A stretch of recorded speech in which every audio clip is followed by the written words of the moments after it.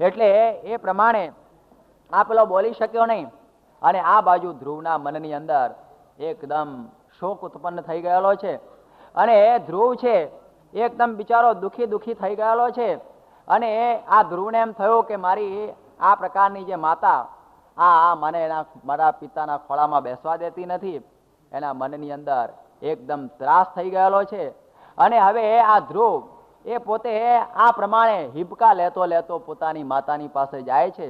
એ વખતે કહે છે કે માતુ સપત્ન્યા સદુરુક્તિ વિદ્ધ સ્વસન ઋષા દંડ હતો યથાહી. જેમ રીતે સાપને કોઈ દંડો મારે ને સાપ આખો ઉભો થઈ જાય, એ રીતે આ તો ક્ષત્રિયનો બાળક હતો ને રજપૂત હતો. અને જ્યારે એને ખબર પડી કે આ પ્રમાણે આ મારી આ માતા આ મારું અપમાન કરી રહેલી છે, ત્યારે એકદમ આ દોડતો દોડતો પોતાની સુનીતિ માતાની પાસે જાય છે. અને એ સુનીતિની પાસે જઈને એ રડતો રડતો એને આ પ્રમાણે કહે છે કે હે માતા, આ પ્રમાણે મારી આ સાવકી માએ મારું અપમાન કરેલું છે. ત્યારે એની માતા કહે છે કે બેટા, કોઈનું સુખ જોઈને આપણે ઈર્ષા કરવી જોઈએ નહીં. કારણ કે તારા પિતા મને રાણી તો શું પણ દાસી તરીકે પણ માનવા તૈયાર નથી. અને તું અભાગ્યો મારા પેટે જન્મ પામેલો છું, એટલે તારી દશા આવી જ થાય. જુઓ, આ પ્રકારની જે પેલી દુઃખી થયેલી આવી જે સુનીતિ એ રાજા માટે અમંગળ ઈચ્છતી નથી. આ ભારત વર્ષની સન્નારીની આ ગાથા છે કે સતી હોય કોઈ દિવસે સાપ આપે નહીં અને શંખણીનો કોદાળો લાગે નહીં.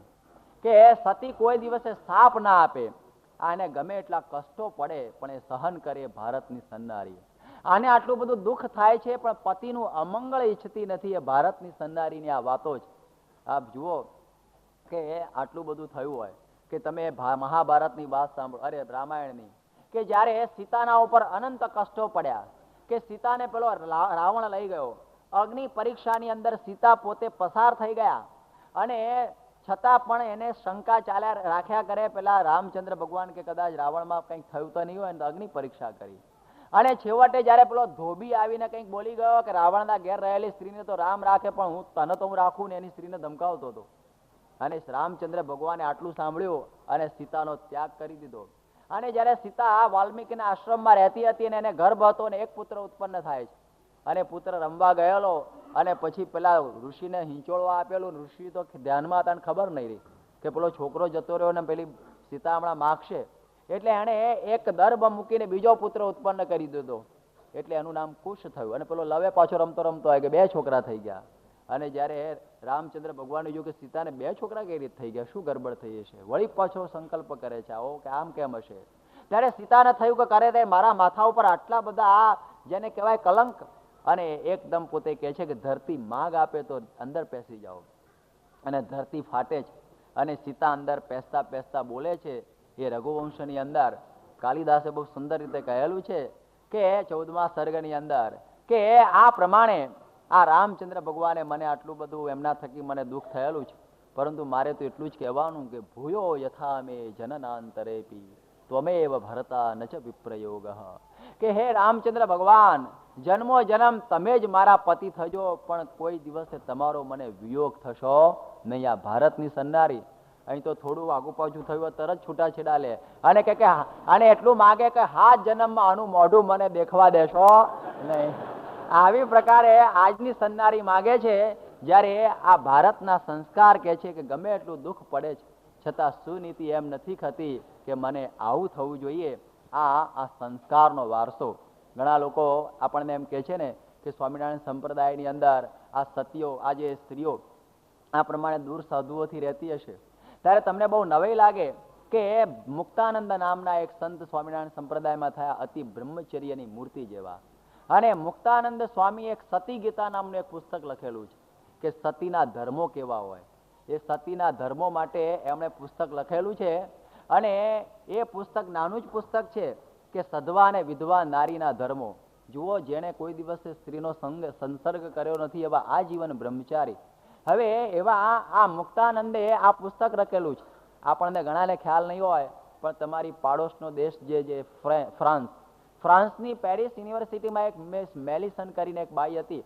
એ બાઈએ એવું સાંભળ્યું કે મારે આ પ્રમાણે એક હિન્દુસ્તાનની સતીઓના ધર્મોનો અભ્યાસ કરવો છે, એની સ્ત્રીઓના ધર્મોનો. એ ભારતીય વિદ્યાભવનમાં આવેલી અને મુંબઈની અંદર કહ્યું કે મારે આ સતી ગીતા નામનો કોઈ ગ્રંથ મેં સાંભળ્યો છે, એના ઉપર સંશોધન કરવું છે. કે ભાઈ સતી ગીતા તો અમારી પાસે નથી. અને પછી કહ્યું કે તો સ્વામિનારાયણનું પુસ્તક છે. પછી આપણા મંદિરમાં આવ્યા. અમે તો સાધુઓ તો એકચ્યુઅલી એમની સાથે વાત નથી કરતા. હર્ષદભાઈ દવે એમને મળ્યા અને એમણે કહ્યું કે આ સતી ગીતા મુક્તાનંદ સ્વામીનો ગ્રંથ છે, તો કે મારે એની ઉપર સંશોધન કરવું છે. અને તો ગુજરાતીમાં જ કે હું 3 વર્ષ અહીં હિન્દુસ્તાનમાં રહેવાની અને ગુજરાતી શીખીશ, મારે એ મુક્તાનંદ સ્વામીનું ગ્રંથ ભણવો છે. અને રાજકોટમાં રહી. આ તો લગભગ 10-12 વર્ષ પહેલાની જ વાત છે. અને ડૉક્ટર ઈશ્વરભાઈ પટેલ હમણાં જ અમને મળેલા, એ રાજકોટની યુનિવર્સિટીની અંદર ગુજરાતી વિભાગના હેડ. એમણે એને કહ્યું કે ભાઈ તું આ સતી ગીતા નામનું પુસ્તક શું લઈ મંડી છે? હિન્દુસ્તાનની અંદર સત્યોના ધર્મો તો ઘણા સારા સારા ઋષિઓએ લખેલા છે, અત્યારે પણ ઘણા લોકોએ સારા ધર્મો લખેલા છે, માટે એ બધા પુસ્તકો લે, અમને સતી ગીતામાં કંઈ બરકત તો મને લાગતી નથી. ત્યારે પેલી બાઈ શું કહે છે, આ તો ઈશ્વરભાઈના શબ્દો, કે આખી ભારતની સંસ્કૃતિની અંદર સ્ત્રીનું સ્થાન શું હોવું જોઈએ અને ભારતની સંસ્કૃતિનું હાદ શું હોવું જોઈએ, એ મુક્તાનંદ સ્વામી જેવું લખ્યું છે એવું હિન્દુસ્તાનના કોઈએ લખેલું નથી. અને એ બાઈ ત્યાં રહી 3 વર્ષ ગુજરાતી ભણી. યોગી બાપાએ પણ આશીર્વાદ એને મોકલાવેલા. એણે સતી ગીતા ઉપર રિસર્ચ કરી, એના ઉપર એણે થીસીસ લખી અને પેરિસની યુનિવર્સિટી એની ઉપર PhD આપી. અને એ બાઈએ એક કોપી અમને મોકલી. મેં એનું અંગ્રેજી ભાષાંતર પણ કરાવેલું છે, મારી લાઇબ્રેરીમાં એ ચોપડી રહેલી છે.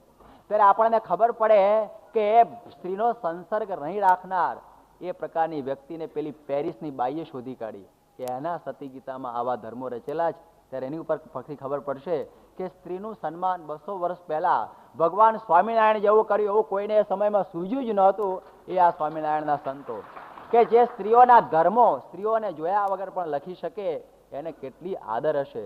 સ્ત્રીઓ લગ્નની અંદર ફટાણા ન ગાય અને સારા ગીતો ગાય. એટલે સ્ત્રીઓના માટે રાધા કૃષ્ણના વિવાહના, સત્યભામાના વિવાહના આવા પદો રચીને ગુજરાતની અંદર આવું એક સ્ત્રીઓને ગાવા માટેનું સાહિત્ય ભેટ આપનાર એ સંતોને સ્ત્રીઓના પ્રત્યેનો કેટલો આદર હશે, એ આજે જોવાની વસ્તુ છે. ત્યારે આ સતીના પ્રસંગની મેં આપને આ જો પ્રસંગોપાત વાત કરી દીધી. બીજી વાત હજી આગળ કહીશ, જે ઘણાના મનમાં આ અંગેના પ્રશ્નો છે. એટલે હવે આ પ્રમાણે આ પેલા બાળકને કહે છે કે તારી સાવકી માએ તને કહ્યું કે તારા માટે શાંતિનો ઉપાય એ છે કે તું ચાલ્યો જા જંગલની અંદર અને ભગવાનની ઉપાસના એ કરી અને એણે કરીને તારા મનના મનોરથ સિદ્ધ થશે. આ દુનિયાની અંદર ભગવાન સિવાય બીજો કોઈ આપણો આધાર નથી. જો માતા પણ કેવી છે, એ માતા કહે છે કે હે પુત્ર, આ જગતની અંદર ભગવાન સિવાય બીજું કોઈ આપણી રાડ સાંભળે એવું ભાઈ નથી. હો, આપણે વિચાર કરો કે આવી માતા ક્યાં થઈ હશે કે જે પોતાના નાના 5 વર્ષના એકના એક છોકરાને કહે છે કે હે બેટા તું જંગલમાં જા અને એ નારાયણની ઉપાસના કર, હું તો ભગવાનને ચરણે તને સોંપી દઉં છું, મારા શરણેથી કંઈ થઈ શકવાનું નથી. અને એ બાળક એકલો ચાલ્યો જાય છે.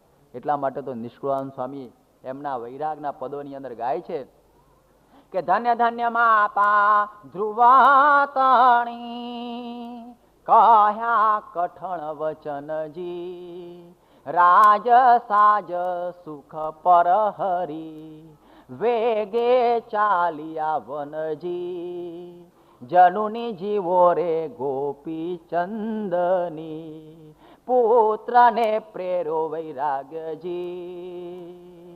એને કહ્યું કે પુત્રને વૈરાગ કરાવી નાખ્યો. યોગી બાપા બહુ કહેતા કે દુનિયાની અંદર નિષ્કુળાનંદ સ્વામી 2 જણની માતાને જીવવાનું કહ્યું છે. એક ગોપીચંદની માતાને અને બીજી આ ધ્રુવની માતાને, કે બાકી બીજી બધી માતાઓ મરો પણ આ બેની જીવો. કારણ કે પોતાના પુત્રને આ ભગવાનને પંથે ચડાવી દીધો. જનની ને સાસ્યાત, કે જે આપણને મોક્ષ ના આપે તો જનની પણ નહીં. એ સાચી જનની તો આ ગોપીચંદની માતા મેનાવતી. એકના એક છોકરો જ્યારે નાતો હતો, મેનાવતી ઝરૂખા ઉપર ઉભેલી હતી અને એ વખતે એની કંચન વર્ણી કાયા જોઈને એની આંખની અંદરથી પાણીનું ટીપું પડી ગયું, આંખનું અશ્રુ. પેલો નાતો નાતો આમ જોયે છે, ગરમ ગરમ શું લાગ્યું, રાણીઓ નવરાવતી હતી 5-25 એને, અને જોયું કે માતા રડે છે. કે માતા આ તમારી આંખમાં આંસુ કેમ? જો તમારા ઉપર કોઈ કુદ્રષ્ટિથી જોયું હોય તો એની આંખ ખેંચી લઉં, તમારા સામે કોઈ આંગળી ચીંધી હોય તો આંગળી કાપી નાખો, મારી માતાની આંખમાં આંસુ કેમ? કે બેટા એને લઈને મને રડવું નથી આવતું, પણ તારી કંચન વર્ણી કાયા જોઈને મને એમ થયું કે તારા પિતાની પણ આવી જ કાયા હતી, પણ એક દિવસે રાખમાં રોળાઈ ગઈ. ત્યારે મને થયું કે તારી કાયા પણ રાખમાં રોળાઈ જશે તો કે એનો ઉપાય ખરો? કે ઉપાય એટલો કે ભગવાન ભજી લે બેટા, અને એ ભીના ધોતીએ એ ત્યાંથી ચાલ્યો ગયો. એની માતાએ કહ્યું કે શિવસ્ત પંથા નહ સંતુ, ચાલ્યો જા બેટા, અને જા તું ભગવાનને માર્ગે જા. એ માતાની છાતી કેટલી કઠણ હશે કે એકના એક છોકરા ચક્રવર્તીને રજા આપી દીધી. અને એવી આ ધ્રુવની માતા કે 5 વર્ષના નાના છોકરાને કહે છે કે જા ભગવાનના આશરે. એને નથી ભાથું બાંધી દીધું, નથી એને ટ્રાવેલર ચેક કરાવી આપ્યો, કંઈ નહીં, અને કહ્યું કે તું ચાલવા જ માંડ. અને એ છોકરો આ પોતે ચાલે છે ત્યારે આપણને થાય છે કે ધન્ય છે ભારત વર્ષની માતાઓ. એક માતાનું આખ્યાન ઘણાને ખ્યાલ નહીં હોય અને ઘણાને ખ્યાલ કદાચ હશે. એ પણ આ એક અદ્ભુત માતા છે, એનું નામ છે મદાલસા. એ આ મદાલસા વિશ્વાવસુ ગંધર્વની પુત્રી. એક વખતે પોતે સ્નાન કરી રહેલી હતી નદી ઉપર. રૂપના અંબાર એવી આ ગંધર્વની કન્યા વાળ પોતે સુકાવતી હતી. અને એવું ભીનું રૂપ જોઈને અયોધ્યાનો રાજા ઋતુધ્વજ એની ઉપર મુગ્ધ બની ગયેલો. અને ઋતુધ્વજ એને કહે છે કે તું મારી સાથે લગ્ન કર. અને એ સમયમાં પેલી મદાલસા કહે છે કે લગ્ન તો કરું, પણ એક શરત, કે જેટલા છોકરા થાય એ બધા છોકરાઓ પર મારો હક, પણ તમારો નહીં. ને જે દિવસે તમે હક કરશો ત્યારે હું રહીશ નહીં. શાંતનુ અને ગંગાની કથા જેવી જ આ કથા છે. અને એ સમયમાં પેલો મોહથી વ્યાપ્ત થઈ ગયો. એને ખબર નહીં પડી કે જો કોઈ છોકરો રહેશે નહીં તો મારો વંશ કેમ રહેશે. પહેલાના સમયમાં વંશની ચિંતા બહુ કરતા, પણ જ્યારે માણસને મોહ વ્યાપી જાય છે ત્યારે એને વિવેક રહેતો નથી. મોહાંધ, એ મોહથી અંધ બની ગયેલો આજે ઋતુધ્વજ રાજા એને કહે છે કે હું હા પાડી દઉં છું. જો માણસને મોહ વ્યાપી જાય ને ત્યારે માણસને કશું જ ભાન રહેતું નથી. માણસ જો મરતો હોય ને દુઃખી થતો હોય તો મોહથી દુઃખી થાય છે. જેને મોટા મોટા શત્રુઓ મારી ન શકે, જેને મોટા મોટા આ બધા બોમ્બ અને આટલી બધી સત્તાઓ મારી ન શકે, એ માણસ જો ખલાસ થઈ જતો હોય તો શેમાંથી થાય છે? મોહની અંદરથી. આ પ્રસંગોપાત આપણે વાત કરું કે સુંદ અને ઉપસંદ નામના આ 2 મહાભયંકર 2 ભાઈઓ હતા, અસુરો હતા. અને ત્રિલોકીને અંદર હાહાકાર મચાવી દીધેલો. ભગવાન પણ થાકી ગયેલા કે આને કોઈ દિવસ જીતાયો નથી. જેટલું કંઈ લડવા જઈએ બધાને જીતી જાય, ત્યારે કે એને મારવો કઈ રીતે? એટલે એ સમયની અંદર ભગવાને ઉપાય કરો કે કંઈક બીજો ઉપાય કરો. એટલે એમણે દુનિયાભરમાંથી તલ રૂપ લીધું. હો, દરેકની અંદરથી તલ રૂપ લઈને એક અપ્સરા બનાવી, જેનું નામ તિલોત્તમા. તિલોત્તમા નામની અપ્સરા બનાવીને મોકલી દીધી ત્યાં. અને અપ્સરા ત્યાં આગળ પહોંચી ગઈ ને અદ્ભુત રૂપમાં જોઈને પેલો સુંદ મુગ્ધ થઈ ગયો. અને સુંદ કહે છે કે તું મારી સાથે લગ્ન કર. અપ્સરા કહે છે ચોક્કસ લગ્ન કરું, પણ તમારો ભાઈ ઉપસુંદ પણ મારી પાછળ મુગ્ધ બની ગયો છે. એ પણ કહે છે કે તું પણ મારી સાથે લગ્ન કર. ત્યારે પેલી તિલોત્તમાએ કહ્યું કે જુઓ, હું 2 માંથી એકની સાથે લગ્ન કરું, 2 ન કરું. તમે નક્કી કરો એટલે હું પરણી લઉં. ત્યારે પેલો સુંદ કહે છે કે જો આની સાથે હું લગ્ન કરીશ, કારણ કે હું મોટો છું, એટલે મારે લગ્નનો હક પહેલો થાય. ત્યારે પેલો નાનો ભાઈ કહે કે તમે મોટા છો તો નાના ભાઈને રાજી રાખો, જો મને પરણાવી દો, તમે પછી પરણજો. હવે આ તો આમ થોડું વિવેકની વાતો થઈને પછી બંનેનું દિલ તૂટી ગયેલું એની ઉપર. એટલે પછી બંને બોલાબોલી થઈને પછી તો બોલાબાલીમાંથી મારામારી જબરજસ્ત થઈ ગઈ. અને 2 જણા એટલું બધું લડ્યા, 2 બળિયા હતા, 2 મરી ગયા. 2 લડાઈમાં મરી ગયા. ને પેલી એ તિલોત્તમા રૂમ ઝૂમ કરતી પાછી સ્વર્ગમાં કુંવારી પહોંચી ગઈ. ના 2 સાફ થઈ ગયેલો. કઈ વાપરવું પડ્યું કે તલવાર, બંદૂક, ગોળી? કઈ એમ્યુનેશન વાપરવાની જરૂર નહીં. એને મારનાર કોણ હતું? મોહ. માણસને મારનાર મોહ હોય છે. જ્યાં દુનિયાની વસ્તુઓ જ્યાં કામ ન કરતી હોય, જ્યાં બોમ્બ ના કામ કરે, ત્યાં માણસ મોહથી મળે છે. રાવણ જેવો રાજવી એ સીતાની અંદર મોહ પામ્યો અને એનું મૃત્યુ થયું, બાકી મરે એવો હતો નહીં. ત્યારે મોહની અંદરથી માણસો મરી જતા હોય છે. એવી રીતે આને પણ મોહ વ્યાપી ગયો, ખબર ના પડી કે મારું શું થશે, અને આ પાડી દીધી. અને કન્યાને પરણીને લઈ ગયો. અને મદાલસાને ત્યાં પુત્રો થવા માંડ્યા. અને મદાલસા પોતે રાજ સંન્યાસીની જેવી હતી તો રાણી, પણ એના અંતર બધું રંગાઈ ગયેલું હતું. એ ભગવાનની ભક્તિથી સભર થઈ ગયેલી. એટલે પેલો પુત્ર નાનો જન્મે ત્યારથી જ એને જ્ઞાન આપવા માંડેલી કે આ મારા કોઈ છોકરાને મારે સંસારમાં પડવા દેવા નથી. અને એમણે કહ્યું કે જો મોટા થશે તો મારી વાત સાંભળશે નહીં. અત્યારથી એને ગથુથીની અંદર મારે આ ત્યાગ અને વૈરાગ અને ભક્તિનો રંગ લગાડવો. એટલે પેલી હાલરડા ગાતી એ પેલી મદાલસા, એ છોકરો એ ઘોડિયાની અંદર સૂતો હોય અને એ સમયમાં એ બધા મધુર કંઠે હાલરડા શરૂ કરે. અને પેલો છોકરો ઘોડિયાની 2 કોર પકડી અને માતાની સામે એક મુગ્ધ ભાવે જોઈ રહે કે મારી માતા શું ગાય છે. અને માતા ગાતી કે શુદ્ધોસી બુદ્ધોસી નિરંજનોસી સંસાર માયા વિવર્જિતોસી સંસાર સ્વપ્નમ ત્યજ મોહજાલમ મદાલસાવાક્યમુવાચ પુત્રમ. આ તો સંસ્કૃત, પણ એનું ગુજરાતી હાલરડાના રાગની અંદર કવિએ બનાવેલું છે કે હે પુત્ર કેવો છું તો શુદ્ધોસી બુદ્ધોસી નિરંજનોસી.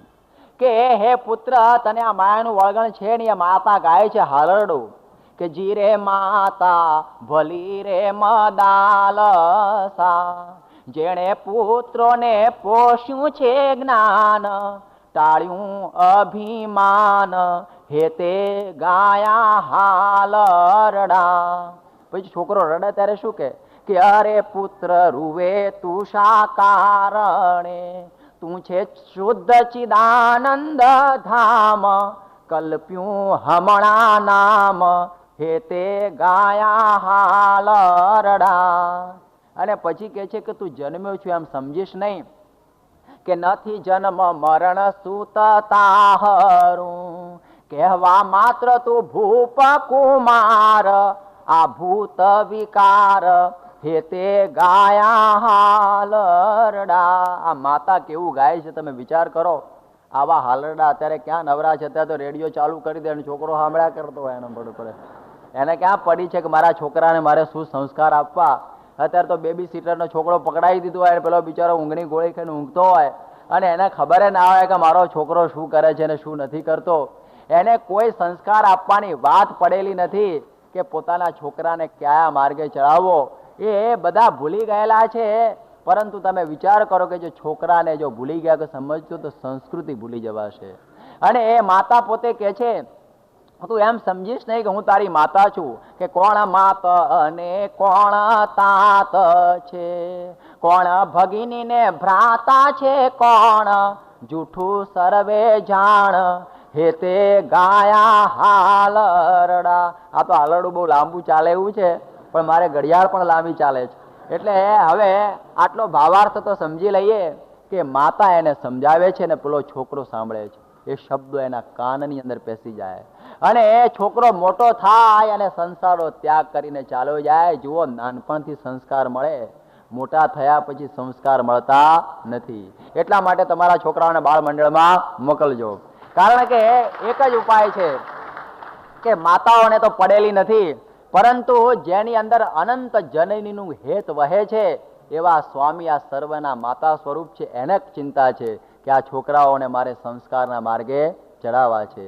એટલા માટે તો કહે છે કે આ ત્વમેવ માતા ચ પિતા ત્વમેવ. ભગવાનને માતા પિતા કહીએ છીએ કારણ કે અનંત પ્રકારનું હેત એને જ. એટલે આજે એમ આપણે સમજવું કે આ પ્રમાણે આપણે આ બાળકોને સંસ્કાર ન આપીએ તો કેવી ખરાબ દશા થઈ જાય છે કે જે આ બધું જ ભૂલી જાય. કૃષ્ણશંકર શાસ્ત્રી અમને એક વખત વાત કરતા, એ પોતે લોસ એન્જલિસની અંદર ગયેલા અને એક સભા આવી ભરાયેલી, જેમ આવા નાના નાના છોકરાઓ બેઠા છે ને એમ પેલા આ બધા પોતાના ખોળામાં પોતાના છોકરાઓને લઈને બેઠેલા. એ વખતે એમણે કહ્યું કે અત્યારે તો તમે તમારા છોકરાઓને લઈને ખોળામાં બેઠા છો, એનું કારણ શું છે કે તમે લોકો હિન્દુસ્તાનની ધરતીથી સંસ્કાર લઈને આવેલા છો એટલે તમે અમારી કથાઓમાં આવીને બેસો છો. પરંતુ યાદ રાખો કે આ તમારો છોકરો તમારા ખોળામાં બેઠેલો છે. એ આવતીકાલે એના છોકરાને ખોળામાં લઈને બેસશે કે કેમ એની મને શંકા છે. કારણ કે જો તમે અહીં આગળ રહીને પણ જો ધર્મ નહીં સાચવો, અહીં આગળ રહીને જો તમારા બાળકોને સંસ્કાર નહીં આપો તો બીજી સભા મને આવી જોવા મળશે નહીં 25 વર્ષ પછી. આ બધા બાળકો આ ખોળામાંથી ઉડી જવાના ગમે ત્યાં. એટલા માટે તમે ધર્મ જેટલો સાચવશો એટલા આ છોકરાઓ આ સંસ્કાર સાચવશે.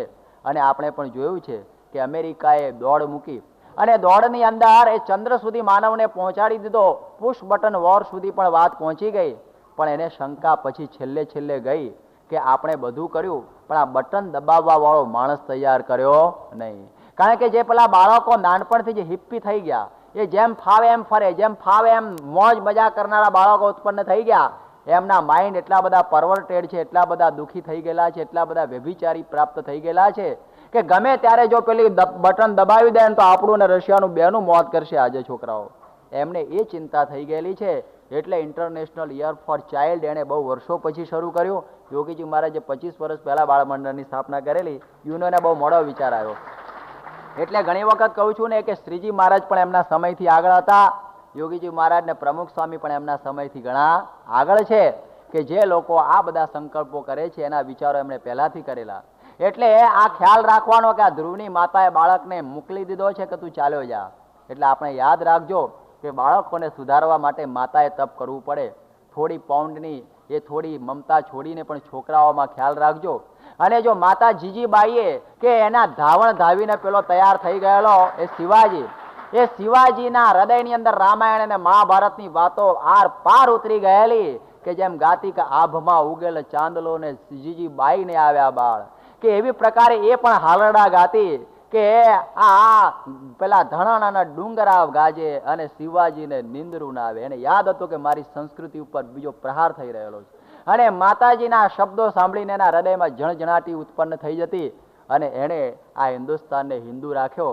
ત્યારે વિચાર કરો કે માતાઓએ કેવા કેવા વ્રતનો તૈયાર કરીને આપણને આપેલા છે. એની આજે આપણને ગાથાઓ ગાઈએ છીએ. આ સુનીતિની હું વાત કરું છું. અને પેલો છોકરો નીકળી ગયો, અને નીકળ્યો તો ખરો, જંગલમાં ક્યાં જવું એવી ખબર નથી. એકલો ચાલેલો છે. અને એ સમયમાં એકલા ચાલેલા બાળકને એ વખતે નારદજી ભેગા થઈ ગયા. એ તો વાવવા જોઈએ ને. અને નારદજી એ વખતે એને ભેગા થઈ જાય છે. અને નારદજી કહે છે કે લા તું ધ્રુવ ક્યાં નીકળ્યો છે? તારી ઉંમર નાની છે, અત્યારે તો આ બધા રમકડા રમવાની તારી ઉંમર છે, અને તું આ ક્યાં નીકળ્યો? કે ના નારદજી, મારે બસ ગમે તેમ કરીને પણ મારે આ ભગવાનને રાજી કરી લેવા છે. અને મારે રાજી કરીને મારા પરદાદા જ્યાં બ્રહ્માએ નથી બેઠા એ ઉચ્ચ સ્થાન ઉપર બેસવું છે, એના માટે હું નીકળી પડેલો છું. અને એ વખતે નારદે જાણ્યું કે ક્ષત્રિયોનો બચ્ચો છે, વટનો ટુકડો છે, એટલે મારી વાતોથી પાછો વળે એવો નથી. પણ કહે છે કે તને ભગવાન એમને એમ નહીં મળે, હું તને રસ્તો બતાવું. જુઓ, ગુરુ વગર કોઈ રસ્તો બતાવી શકે નહીં. એની તત્પરતા હતી. એટલે નારદજી એને ભેટી ગયા. જ્યારે તમે શોધો કે knock the door and door will open, પણ ખખડાવવો તો પડે ને કંઈ. થોડી આપણી મુમુક્ષુતા તો બતાવવી પડે, તો ભગવાન આપણી મદદમાં હંમેશા કંઈ ને કંઈ મોકલી દેતા હોય છે. એ નારદજી એને ભેટી ગયા અને કહ્યું કે તું જા કૃષ્ણ ભગવાન જ્યાં લીલા એ કરેલી છે એવા મધુ નિકુંજની અંદર, એ લીલા નિકુંજની અંદર તું જ્યાં યમુના નદી વહે છે ત્યાં 3 વખત સ્નાન કરજે, ત્રિકાળ સંધ્યા કરજે. અને એ સમયે હું તને આ ભગવાનની મૂર્તિનું ધ્યાન બતાવું છે, મૂર્તિનું તું ધ્યાન કરજે. અને એ ભગવાનની મૂર્તિનું ધ્યાન આપે છે કે સુનાસમ સુરભુવમ ચારુ કપોલમ સુર સુંદરમ. એવા જે ભગવાન છે કે ભગવાનના નેત્ર હંમેશા સુંદર છે, એનું મુખ હંમેશા પ્રસન્ન રહે છે. અને આ ભગવાનના હોઠ લાલ લાલ પરવાળા જેવા છે. વક્ષસ્થળની અંદર લક્ષ્મીનો નિવાસ છે. શ્યામ સુંદર છે. ગળામાં વનમાળા ધારણ કરેલી છે. ભુજાઓમાં શંખ ચક્ર ગદા પદ્મ છે. કૌસ્તુભ મણિની શોભા છે. રેશમી પિતાંબર પહેરેલું છે. પગની અંદર ઝાંઝર ઝમકી રહેલા છે. આવી પ્રકારના જે સુંદર ભગવાન, એનું તું ધ્યાન કરજે. યાદ રાખો કે ભગવાન સાકાર છે, એની પ્રતીતિ નારદજીએ ધ્રુવને બતાવી કે આ મૂર્તિનું તું ધ્યાન કરજે. અને આ ધ્યાન કરતા કરતા એ મૂર્તિની અંદર તારું મન નિમગ્ન થઈ જશે. ત્યારે તને આ પ્રકારે કશું બાકી નહીં રહે, તને ભગવાનનો સાક્ષાત્કાર થઈ જશે. અને એ પોતે નીકળેલો છે. સાથે કહે છે કે જો હું તને મંત્ર આપું કે હોમ નમો ભગવતે વાસુદેવાય, આ 12 અક્ષરનો મંત્ર આપું છે, મંત્રનું તું જાપ કરજે. યાદ રાખો કે મંત્ર પોતાની મેળે લીધેલો કોઈ દિવસે કામ નથી કરતો, સદગુરુ પાસેથી લઈએ છે. કે જેણે મંત્ર સિદ્ધ કરેલો હોય, કે જેણે મંત્ર પ્રમાણે જેનું જીવન વર્તી થઈ ગયેલું હોય, એવા પુરુષ જ્યારે આપણને મંત્ર આપે, એ મંત્ર આપણને સિદ્ધ થઈ જતો હોય છે. આજે સ્વામી આપણને સ્વામિનારાયણનો મંત્ર આપે છે, અને એમનો પ્રસાદીનો મંત્ર જ્યારે આપણે ગુરુના મુખ થકી પ્રાપ્ત કરીને ભજીએ છીએ, ત્યારે આપણને મંત્રનું બળ આવતું હોય છે. એ મંત્ર એને આપવામાં આવ્યો કારણ કે મંત્રથી તો કાળા નાગનું ઝેર ઉતરી જાય એવા મંત્રની અંદર શક્તિ હોય છે. અને એને કહે છે કે તું જા અને આ પ્રમાણે તું તપ કરજે. છોકરો પહોંચી ગયો છે યમુના નદીના કિનારા ઉપર, અને હવે એ ધ્યાન કરવા બેસી જાય છે. યાદ રાખો કે ધ્યાન તો બધા કરતા હોય છે, પણ ધ્યાન એવું કરવું જોઈએ કે સ્થૂળ સૂક્ષ્મ ને કારણ ત્રણેય શરીરને ભૂલીને જે ધ્યાન કરે એનું નામ કહેવાય ધ્યાન. આ તો બેઠો હોય મચ્છર વળગે તો આમ ફટ કરતો મચ્છરનું ખૂન કરી નાખે, એનું નામ ધ્યાન કહેવાય નહીં. એક વખત એક મુલ્લાજી ધ્યાનની અંદર બેઠેલા અને પોતે બંદગી કરતા હતા મુસલ્લો પાથરીને, અને એ સમયમાં કોઈ સ્ત્રી એકદમ કામથી વહેવળ થયેલી અને પોતાના પ્રિય તમને મળવા જતી હતી અને ધડધડાટ કરતી ઉપડી અને પેલાના મુસલ્લા ઉપર પગ પડી ગયો, પેલું પાથરેલું હતું ને ત્યાં, અને પેલો એકદમ ગરમ થઈ ગયો, બધું કેટલું પાક કરીને બેઠો હતો, વળી નાપાક કરી નાખ્યું. એ લોકો તો બધું પાકનું બહુ કરે. અને આ બાઈએ મારું બધું બગાડી નાખ્યું. અને પેલી બાઈ તો દોડી ગઈ. એને કહ્યું કે આવે ત્યારે વાત. એ બાઈ પાછી આવી ત્યારે કહે છે કે આ તે મારું બગાડ્યું, આમ કર્યું તેમ કર્યું. પેલી કે મને ખબર નથી ભાઈ સાહેબ મારો પગ ક્યાં પડ્યો. કારણ કે તું ક્યાં જતી? તો હું મારા પ્રિયતમના ધ્યાનમાં હતી એટલે મને ખ્યાલ ના રહ્યો. પણ કહે છે કે મારે તમને પ્રશ્ન પૂછવું છે મુલ્લાજી, કે આ તમને કેવી રીતે ખબર પડી કે મારો પગ મુસલ્લા ઉપર પડ્યો? માટે તમે ખરેખર ધ્યાનમાં નહોતા, મને જોતા હશો, નહીં તો તમને આ પ્રકારે પગ પડે નહીં. ત્યારે આવી પ્રકારનું ધ્યાન હોય એ ધ્યાનથી કંઈ કામ ન થાય. કે માલા તો કર્મે ફિરે ઓર જીભ ફિરે મુખ માહી ઓર મનવા તો ચહુ દિશી ફરે સોહી સુમિરન નાહી. આ સુમિરન સાચું નથી. પરંતુ જ્યારે આ પ્રમાણેમાં રસબસ થઈ જઈએ, એ ધ્યાનની અંદર આપણે ઉપર ગમેલો પ્રહાર થાય તો એ ખબર ન પડે. તેનું નામ શું કહેવાય? સાચું ધ્યાન. આ ધ્રુવજી એ પ્રકારના ધ્યાનમાં લાગી ગયેલા એકદમ બરોબર. અને એ પ્રકારે એને તેવું તપ કરેલું કે પહેલો મહિનો 3 દિવસ પેલા શું કહે છે કે પહેલા મહિનાની અંદર એ પોતે 3 દિવસ આ પોતે ઉપવાસ કરીને ચોથા દિવસે ખાલી ઘાસ ખાય. વિચાર કરો, 3 દિવસના નિર્જળા ઉપવાસ, બીજા મહિનાની અંદર 6 દિવસના ઉપવાસ, અને બીજા પછી પેલો 7મો દિવસ આવે એટલે સૂકું ઘાસ ખાય. વળી પાછો ત્રીજો મહિનો આવ્યો, 9 દિવસના ઉપવાસ, અને 10મા દિવસે કેવળ પાણી. પછી જયારે આગળ મહિનો થયો ત્યારે 12 દિવસના ઉપવાસ અને કેવળ વાયુ ભક્ષણ કરીને રહેવા માંડ્યા. ત્યારે ભગવાન પણ ત્રાસી ગયા. કરર આટલું બધું તપ. અને ધ્રુવના તપે કરીને ભગવાન એકદમ પ્રસન્ન થઈ જાય છે. એનું તપ એવું હતું. જુઓ, એક 6 મહિનાના તપની અંદર 5 વર્ષના બાળકે ભગવાને પ્રસન્ન કર્યા. પણ તત્પરતા હતી, શ્રદ્ધાવાન, સંયત ઇન્દ્રિય અને તત્પરહ, આ 3 લક્ષણો એની અંદર હતા. આવા લક્ષણોથી જયારે ભગવાનની ભક્તિ કરીએ ને ત્યારે ભગવાન આપણને પ્રસન્ન થાય. હો, બાકી તો આપણે ધ્યાન કરવા બેઠા માળા સ્વામિનારાયણ સ્વામિનારાયણ સ્વામિનારાયણ ફેરવા બેઠા હોય, સ્વામી કોઈ વચમાં કંઈ બોલવું નહીં, ઊભું થવું નહીં. અને આપણે ઘરમાં એક જણ બેઠેલો ભજન કરતો હતો, અને એ વખતે એક કૂતરું આવ્યું અને દૂધ ખુલ્લું રહી ગયેલું, અને કૂતરું દૂધમાં મોઢું નાખવા જતું હતું. અને થયું કે જો હવે ઊભો નહીં થવું તો મુશ્કેલી, તને ઊભું તો થવાય નહીં, તો બધી માળા ખોટી જાય, મંત્ર બંધ થાય નહીં. પણ હતો માણસ મારા જેવો હોશિયાર, એટલે સ્વામિનારાયણ સ્વામિનારાયણ કરતો તો મળે સ્વામિનારાયણ, કૂતરું ભાગી ગયું. એટલે પેલાના મનમાં એમ થયું કે બરોબર છે, આપણે કઈ ફેરફાર કઈ કરેલો નથી ને કામ બરોબર થયું. ખુશ થઈ ગયો કે મારું ધ્યાન બરોબર રહ્યું ને કઈ કામ થયું, બગડ્યો નહીં. એવી રીતે પછી તમે 6 મહિના શું પણ 6 જન્મ સુધી કૂટો ને તો કે ભગવાન નવરા નથી કે ત્યાં દર્શન આપવા આવે. અને આ ધ્રુવને 6 મહિનાની અંદર આ ભગવાન આ પોતે આ દર્શન આપી રહેલા છે. અને એ વખતે આ વાત હવે ટૂંકમાં આપણે પૂરી કરીએ છીએ કે ભગવાન જ્યારે દર્શન આપે છે એ વખતે ધ્રુવ એક પગે ઊભો ધ્યાનની અંદર હતો. અને જ્યાં ભગવાન આવ્યા અને જ્યારે ભગવાનના દર્શન થયા, દંડની જેમ એ પોતે નીચે પડી ગયો.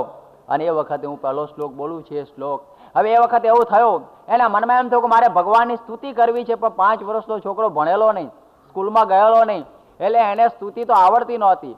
ભગવાને પોતાનો વેદમય શંખ એના ગાલ ઉપર અડાડ્યો, અને જેવો ગાલ ઉપર પેલો શંખ અડ્યો અને તરત જ વેદની એટલે શ્રુતિની ધારા નીકળવા માંડી. અને પોતે આ બોલવા માંડ્યો કે અંતઃ પ્રવેશ મમ વાચમિમામ પ્રસુપ્તામ સંજીવયત્યખિલ શક્તિધર સ્વધામ્ના અન્યાંશ્ચ હસ્તચરણ શ્રવણત્વગાદિન પ્રાણાન્નમો ભગવતે પુરુષાય તુભ્યમ. કે હે પ્રભુ, મારી સૂતેલી વાણીને આપે જાગૃત કરી છે. મારા આંખ, નાક, કાન, પગ આ બધી જ શક્તિ બધી ઇન્દ્રિયોની અંદર આપણે ચેતના ભરેલી છે.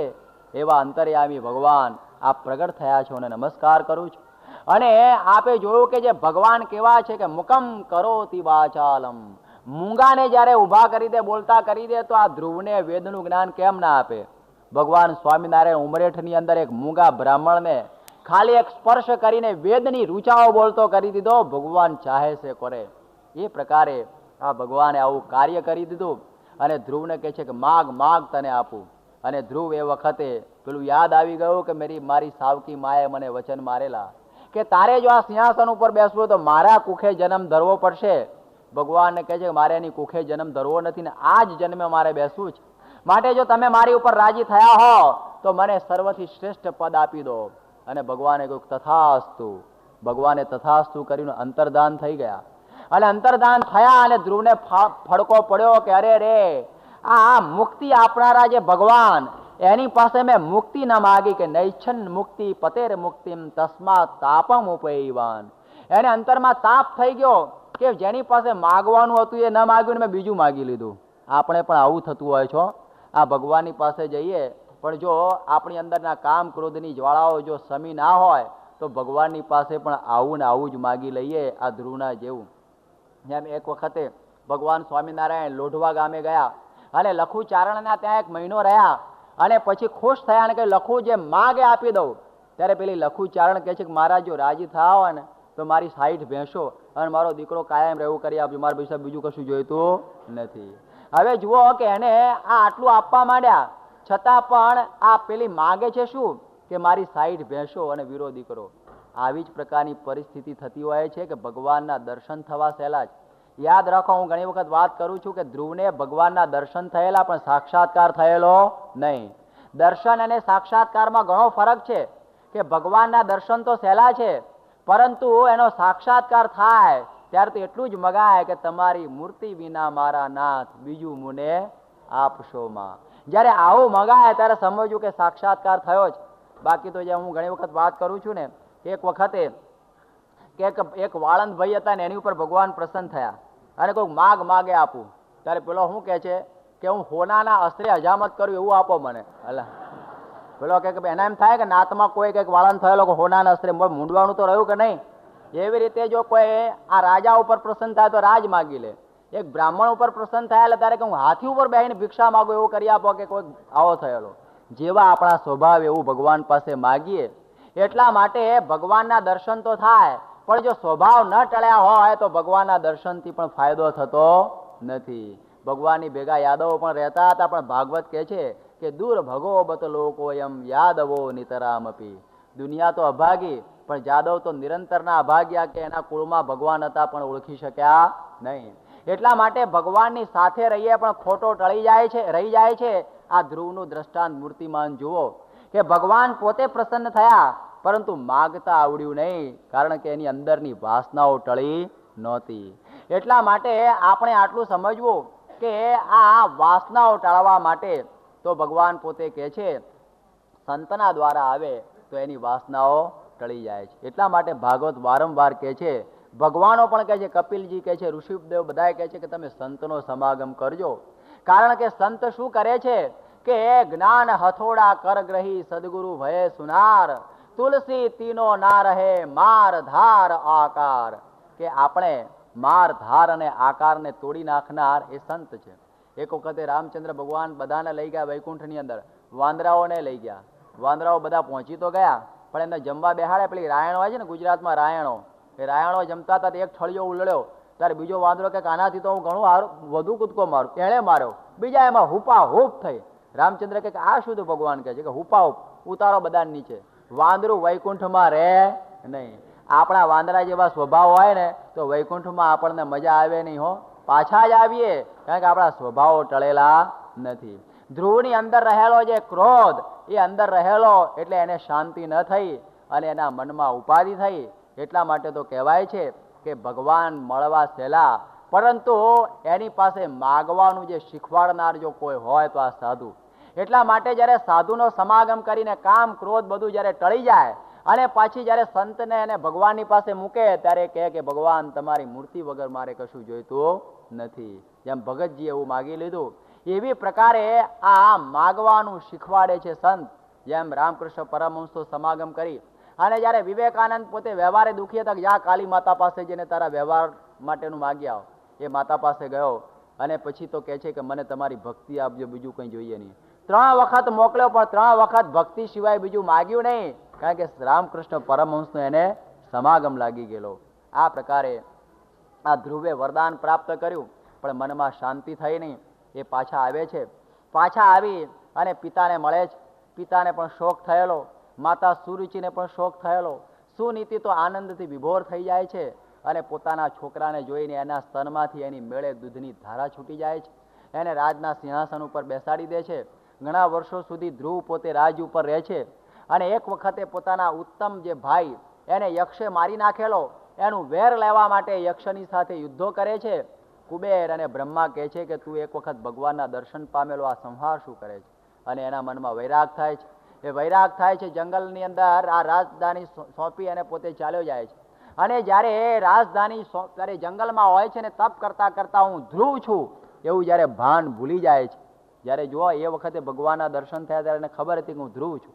અને જ્યારે હવે તપ કર્યું ત્યારે પોતાનું ભાન ભૂલાઈ ગયું કે હું ધ્રુવ જ નથી, હું તો આત્મા રૂપ બની ગયેલો છું. એ વખતે મૃત્યુના માથા ઉપર પગ મૂકી અને ભગવાનના અવિચળ ધામની અંદર ધ્રુવ પહોંચી જાય છે, એ સંતોના સમાગમના પ્રતાપે કરીને.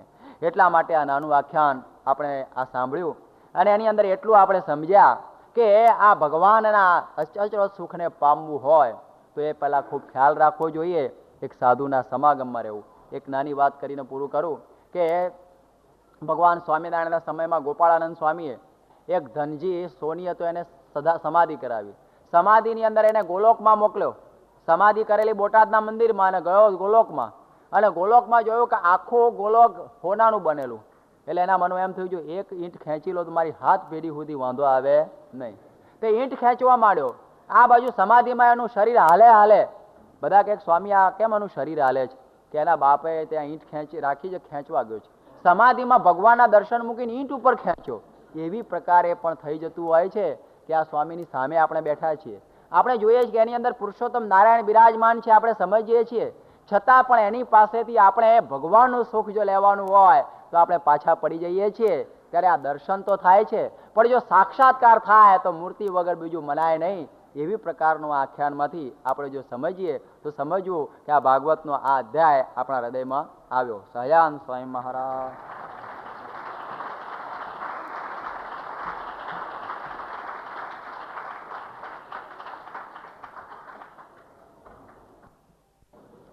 વંદે શ્રી પુરુષોત્તમં ચ પરમં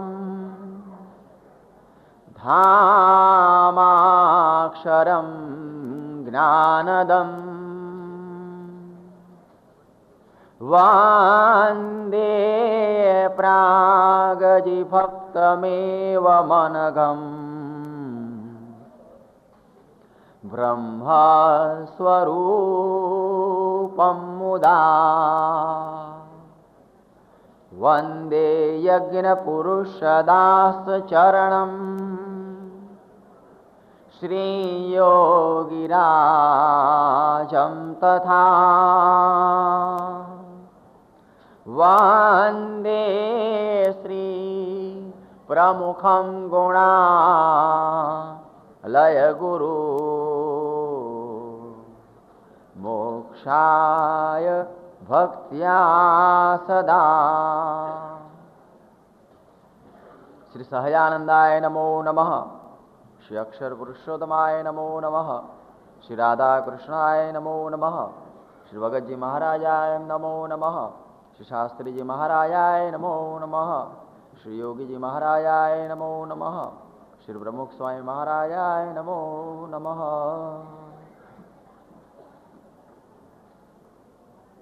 ભાગવતની પૂર્વ કથાના પ્રસંગના સારની અંદર એવું આવ્યું કે ભગવાનના ધામને પામવું હોય તો ભગવાનના ગુણાતીત સંતનો યોગ જોઈએ. અને એ સાથે આપણને ભાગવતે સમજાવ્યું કે એ સંતના લક્ષણ પણ જાણવા જોઈએ. અને જો આપણને એના લક્ષણ જાણ્યા ના હોય તો પછી આ મોક્ષ માર્ગની અંદર બહુ મોટી ખોટ આવી જાય છે. એટલે ભાગવતે મહિમા પણ કયો અને સાથે લક્ષણો પણ કયા છે. અને સાથે એ પણ જોયું કે પરીક્ષિતે કળિયુગનું દમન કરેલું છે. અને એ કળિયુગનું દમન એ રીતે કર્યું કે એને 5 સ્થાનો આપ્યા અને કહ્યું કે આ 5 સ્થાનની અંદર તું સુખેથી રહેજે અને બીજી કોઈ જગ્યાએ તારે જવાનું નહીં.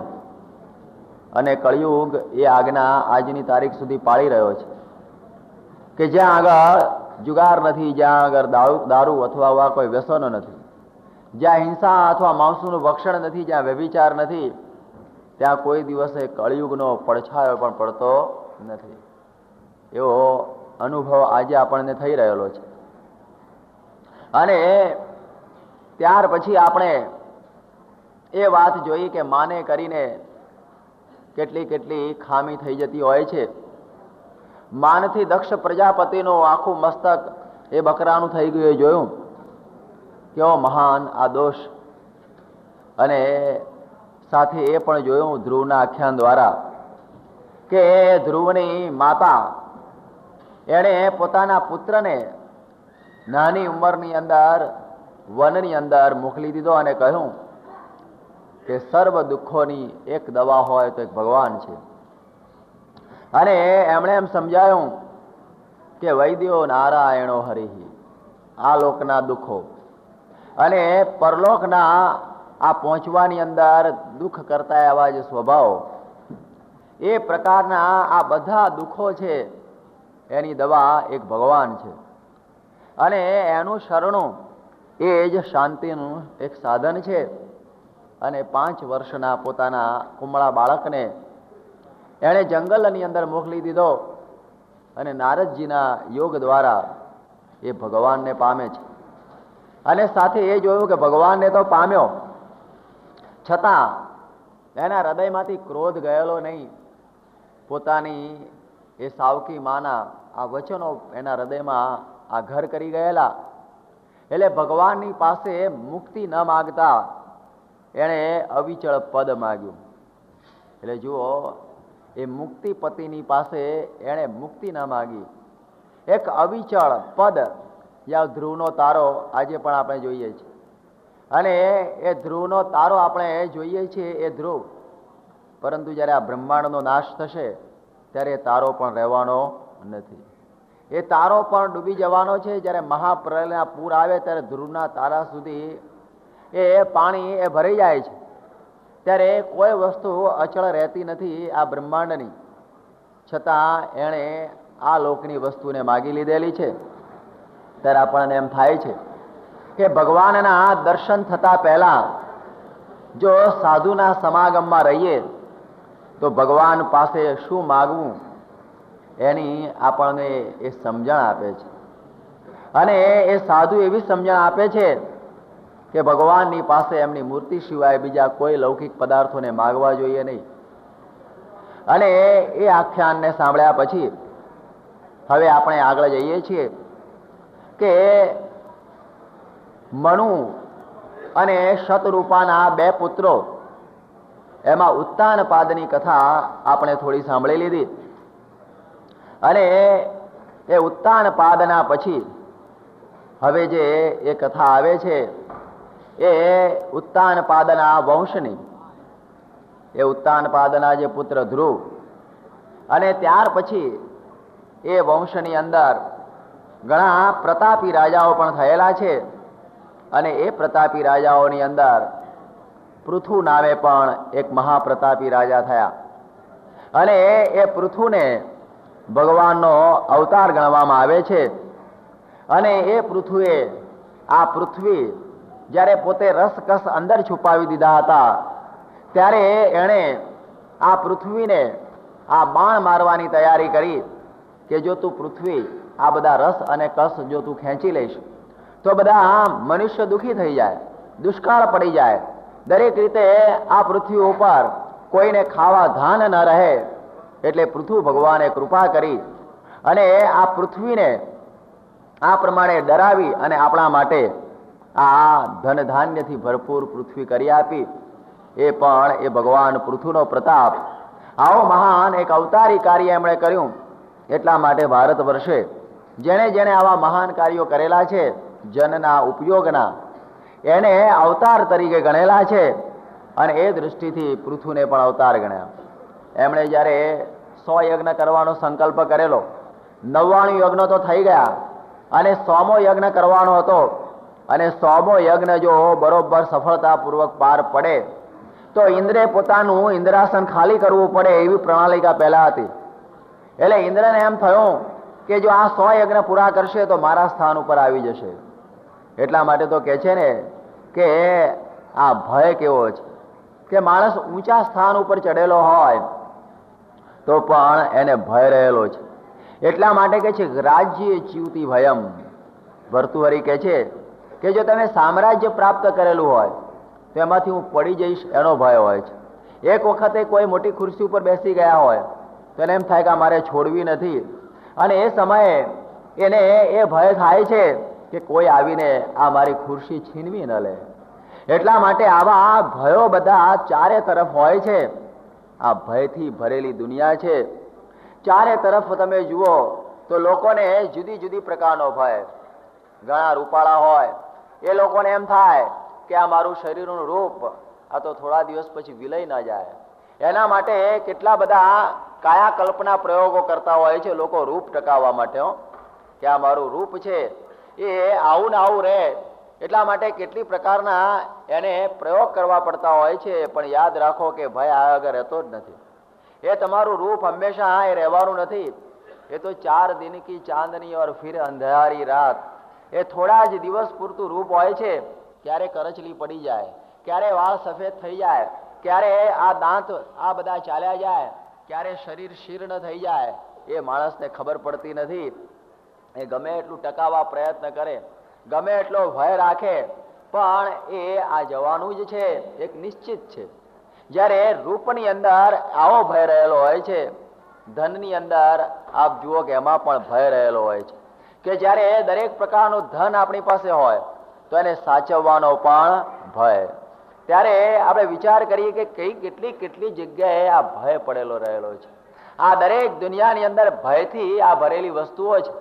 એક વખતે ગોરખનાથ અને મચ્છેન્દ્રનાથની વાત આવે છે કે જ્યારે મચ્છેન્દ્રનાથ કામરૂ દેશની અંદર કોઈ સ્ત્રીઓના સંસર્ગમાં ફસાઈ ગયેલા, ત્યારે ગોરખનાથ એમને બચાવવાને પાછા વળવા જાય છે. જેમ કે છે ને ચેત મચ્છેન્દ્ર ગોરખ આયા. એ કહે છે કે ગુરુ તમે આ ક્યાં ફસાયા, ચાલો મારી ભેગા. અને ગુરુ તો થયું કે હવે આ ચેલો મારી પરીક્ષા કરવા આવ્યો, ચાલો એની ભેગા જઈએ. પણ પેલી સ્ત્રીએ 2 સોનાની ઈંટો એમને આપેલી અને કહ્યું કે આ ઈંટો તમે સાચવી રાખજો, કામ આવશે. અને એનું પોટલું વાળીને પછી ગોરખનાથે કહ્યું કે બેટા ઉઠા લે ઉસકો. ગોરખનાથે ખબર નહીં કે અંદર શું છે, એના મનમાં હશે કે ગુરુની વસ્તુ. અને જ્યારે જંગલની અંદર જતા હતા ત્યારે પેલા મચ્છેન્દ્રનાથ એને પૂછે કે બેટા ઇસ જંગલ में कुछ ભય નહીં હે ને? ત્યારે કહે છે કે ગુરુને આપણે બે ફક્કડ છીએ, એવો ભય શું થવાનો હતો? આમાં આપણને ભય જેવું હોય નહીં. પણ આ ગુરુ પૂછે એટલે કે ના ભય કશો નથી. એમ કરતા તો એ લોકો આગળ ગયા. વળી ગામ આવ્યું અને વળી પાછી જંગલ આવ્યું. ત્યારે પૂછે કે બેટા ઇસ જંગલ में कुछ ભય નહીં હે ને? ત્યારે કહે છે કે ભય તો કશો છે જ નહીં, પણ ખબર ના પડે કે વારે વારે ગુરુ ભય શું પૂછે છે. તો એક વખત એક જંગલમાં ગયા અને ગુરુ સંડાસ જવા ગયા, ટોયલેટ. ત્યારે એને પેલું પોટલું ખોલ્યું તો 2 સોનાની ઈંટો. હો ભય તો બધો ભેગો જ છે. એટલે એને એ 2 ઈંટો ઉપાડી સોનાની અને કૂવામાં ફેંકી દીધી. અને કૂવામાં ફેંકી દીધી. ગુરુ પછી સ્નાન બાન કરીને આગળ ગયા અને વળી જંગલ આવ્યું અને કહ્યું કે બેટા ઇસ જંગલ में कुछ ભય નહીં હે ને? અરે કે ગુરુજી મેં ભયને તો બહુ લગભગ 2 માઇલ ઉપર ફેંકી દીધો છે, માટે ચિંતા ના રાખો, હાલવા જ માંડો આપણે 2 જણા. કારણ કે પેલું ધન હતું એટલા માટે ભય હતો. એ જ્યારે ધન જતું રહ્યું ત્યારે એને ભય કશો રહ્યો નહીં. એને ભય જેવી કોઈ વસ્તુ રહેતી નથી. જેમ આ પ્રમુખ સ્વામી ફરતા હોય, હવે ગમે એટલું એનું પોટલું આખો દિવસ ફેરફાર કર્યા કરે ચોર, મળે શું એની અંદર? એની અંદર તુંબડી પત્તર માળા. હવે એને લૂંટાઈ જાય તો એને ભય નથી ને, ભલે એ મંજીરા વગાડે ને ભલે માળા ફેરવે, આપણો શું વાંધો છે? ઉલટું સારું થશે એનું. ત્યારે આ ભર્તુહરિ કહે છે કે વૈરાગ્યમ એવા ભયમ. જે વૈરાગ્ય છે એનું નામ શું કહેવાય? અભય. એ સિવાય દુનિયાની બધી જ વસ્તુઓ ભયાન્વિતમ, ભયથી ભરેલી આ વસ્તુઓ છે. એટલા માટે આપણે આ વૈરાગની વ્યાખ્યા શ્રીજી મહારાજે કહી છે કે વિષયની અંદરથી રાગ નીકળી જાય એનું નામ શું કહેવાય? વૈરાગ. એ વિષયમાંથી રાગ નીકળી જવો જોઈએ. બાકી ભલે ને વસ્તુ આપણી સાથે રહેતી હોય એનો કઈ બહુ ચિંતા નથી, પણ જ્યારે એ પડી જાય, ખોવાઈ જાય તો પણ આપણા મનની અંદર પછી હશે ભગવાનની ઈચ્છા, એમ સમજે તો એને આ શાંતિ રહે. નહીતર તો બહુ ચિંતાની અંદર જીવન પસાર કરતો હોય છે. જેમ એક ફકીર જતો હતો અને પછી રસ્તામાંથી એને એક દોરડું મળ્યું એટલે પોતાના ખભા ઉપર નાખ્યું અને થોડી વાર મસ્તીમાં ચાલતો હતો ને દોરડું પડી ગયું. એટલે એને ચિંતા થઈ કે દોરડું ક્યાં ગયું. પછી એને વિચાર કર્યો કે ભલે ને આપણે દોરડું પડી ગયું, એમ સમજ્યું કે રસ્તા પાયા નહોતા, આપણે રસ્તો મળ્યો જ નહોતા, તો રસ્તામાં પડ્યું હતું લગાવ્યું હતું, હવે જેવું મળ્યું હતું એવું ખોવાઈ ગયું. જો એમ સમજે તો એને પછી કોઈ પણ પ્રકારે અશાંતિ થતી નથી. નહીતર તો માણસને અશાંતિ થતી હોય છે. પ્રાપ્ત થયેલી વસ્તુ જ્યારે ખોવાઈ જાય ત્યારે એને ભયંકર અશાંતિ થતી હોય છે. પણ માણસ એ પોતે વિચાર ન કરે કે થોડા સમય પહેલા કશું જ નહોતું. જેમ કોઈને લાખ રૂપિયાની લોટરી લાગી હોય અને એ પહેલા તો મજૂરી કરતો હોય અને લાખ રૂપિયા આવી જાય તો કેટલો બધો પ્રેમ થઈ જાય, આનંદ થઈ જાય. અને બીજા દિવસે લાખ રૂપિયા ચોરાઈ જાય ત્યારે આપઘાત કરવા તૈયાર થઈ જાય, કરે મારા લાખ રૂપિયા જતા રહ્યા. પણ વિચાર કરીને પરમ દિવસે કશું જ નહોતું, સમજને સપનું આવ્યું હતું 2 દાડાનું 2 દાડાનું એક લાંબુ સપનું આવ્યું તેમ સમજ, પણ એમ ન સમજે કે મારી પાસે આવેલી વસ્તુ કેમ ચાલી ગઈ. આવી પ્રકારે આ જીવનો એક સ્વભાવ હોય છે. એટલે આ ભગવાન પૃથુ રાજા જ્યારે પોતે યજ્ઞ કરતા હતા ત્યારે એને એમ થયું, ઇન્દ્રને ભય લાગ્યો. એટલે ઇન્દ્ર એમનો ઘોડો ચોરી જવા માટે પોતાના પુત્રને મોકલ્યો. અરે પોતે આવ્યો કે મારે આનો ઘોડો ચોરી જવો છે, એટલે એનો યજ્ઞ પૂરો થાય જ નહીં. અને એ વખતે ઘોડો યજ્ઞ મંડપમાંથી ચોરીને લઈ જાય છે. અને એ સમયમાં પૃથુ રાજાનો પુત્ર એની પાછળ પડે છે. ત્યારે ઇન્દ્રે જોયું કે મને મારી નાખશે. એટલે ઇન્દ્રે એક સાધુનો વેશ ગ્રહણ કરી લીધો. જુઓ, આ લોકોને ડરાવવા માટે, લોકોને ફોસલાવવા માટે, લોકોથી છટકી જવા માટે જો એક સારામાં સારો જો ઉપાય હોય તો સાધુનો વેશ ધારણ કરો. અને લોકો બધા એને પગે જ લાગી લે. પછી ગમે તેવો અંદર હોય એની કોઈ પૂછતું નથી. પણ કે એની સાધુ છે ને, એક સાધુનો એ વેશ એવો છે કે ભલભલા એ પગમાં પડી જતા હોય છે. આ ઇન્દ્રે સાધુનો વેશ ધારણ કર્યો. એટલે પેલા જે પૃથુના દીકરાને થયું કે આ તો સાધુ છે એટલે મારે મરાય નહીં. એટલે એ સમયમાં અત્રિ ઋષિ કહે છે કે તું ભૂલો પડીશ નહીં, આ સાધુ નથી, આ તો સાધુનો વેશ ધારણ કરેલો છે. આ તો તારો ઇન્દ્ર જે ઘોડો ચોરી જનાર એ છે. ત્યારે તરત એની પાછળ પડ્યો અને ઇન્દ્રને થયું કે હવે મને મારશે. કારણ કે આને ગુરુ મળી ગયા છે, કોઈ કહેનારા કે તું ભૂલીશ માં ધોળે ભગવે, કે ધોળે ભગવે તું ભૂલીશ નહીં. આ સાધુતાના લક્ષણ જોજે પણ વેશ જોતો નહીં.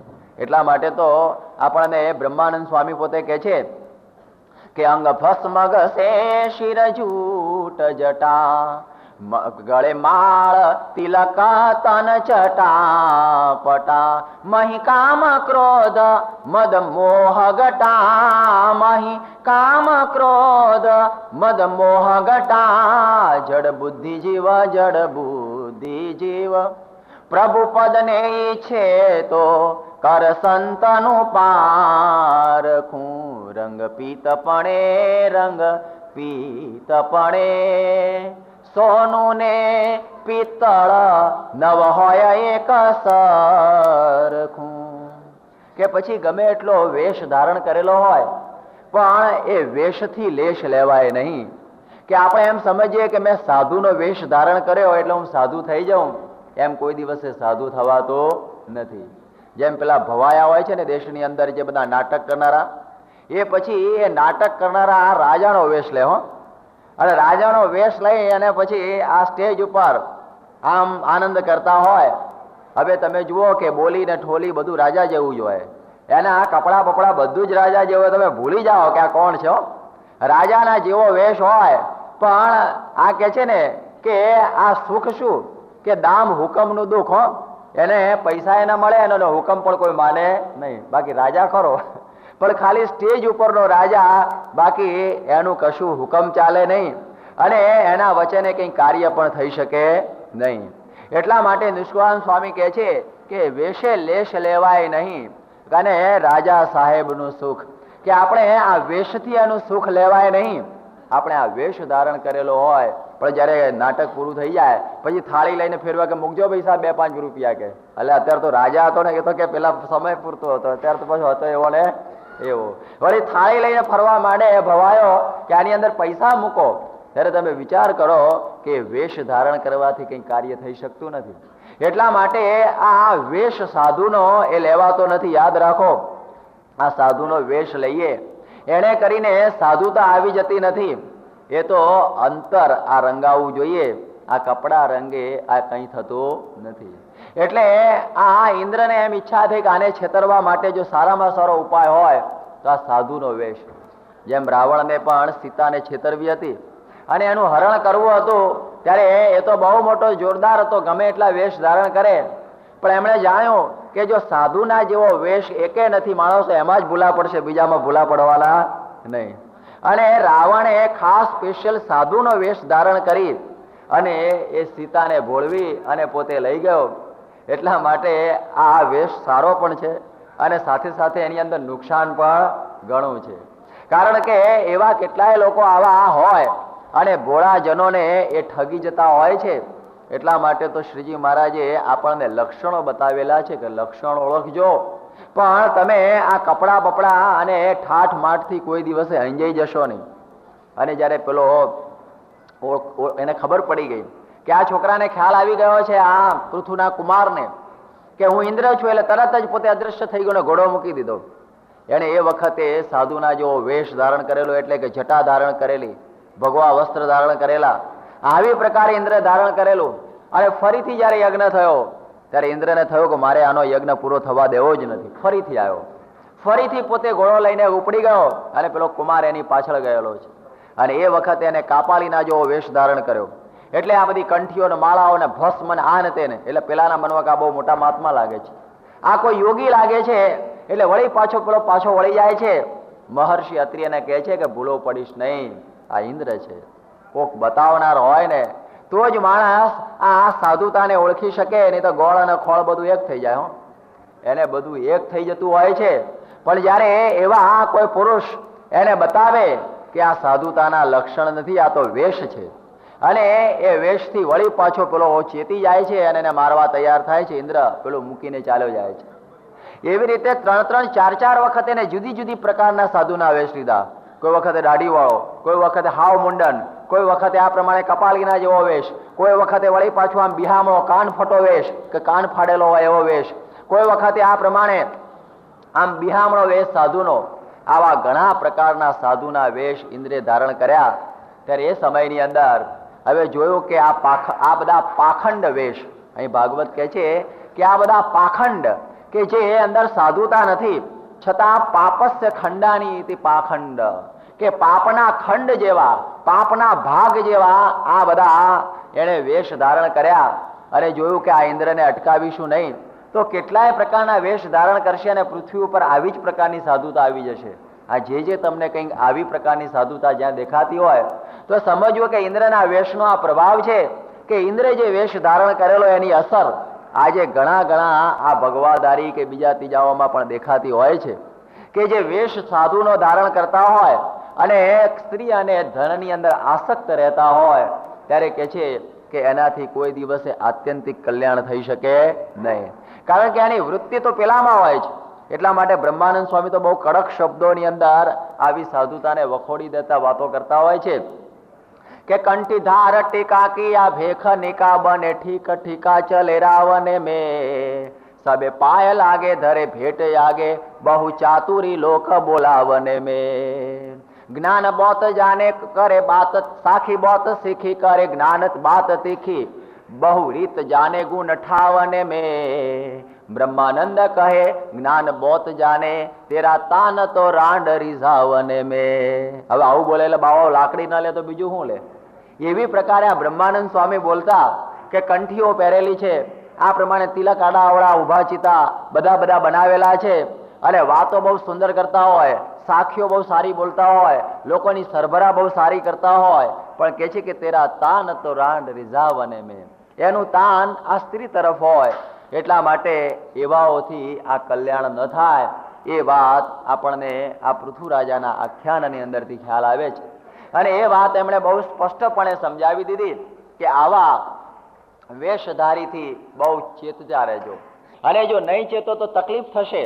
એવી રીતે ભગવાન સ્વામિનારાયણ એક વખતે પોતે લાંગણજ ગામની અંદર હતા અને એ ગામની અંદર એક પટેલને કહ્યું કે તમે આ બીજા સત્સંગી કહ્યું કે ભાઈ અમારા ત્યાં મહારાજ આવ્યા છે માટે તમે દર્શન કરવા આવો કે તમારા મહારાજ પરચો બતાવે છે કે પરચો તો કે બતાવતા નથી પણ એ તો આ ભગવાનની અંદર જોડવાની વાતો કરે છે કે અમારા ત્યાં મહાત્મા આવેલા છે અને એ પરચાવાળા છે. ત્યારે શ્રીજી મહારાજે કહ્યું કે અમે તો પરચો કરતા નથી પણ તમારા મહાત્મા પરચો કરશે.